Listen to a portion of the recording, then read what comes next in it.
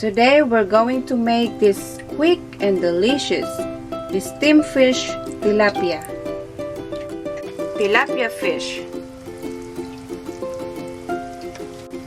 Just a pinch of salt.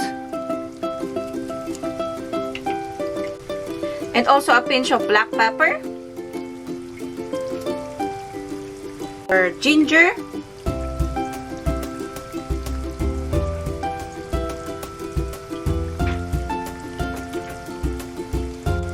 Green bell pepper, slice, very thinly sliced. Let's cover and steam it for about 7 to 10 minutes.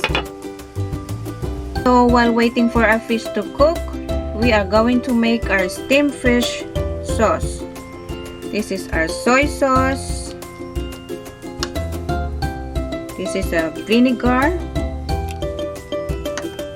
And this is our oyster sauce. Just mix it nicely and set this aside. After 9 minutes, wow! Leave it uncovered for another 1 minute while it's cooking.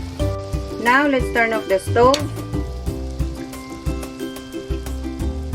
Let's pour our sesame oil.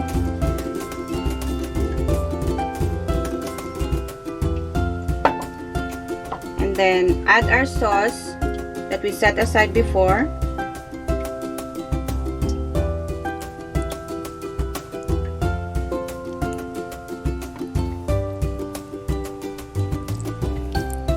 This is it.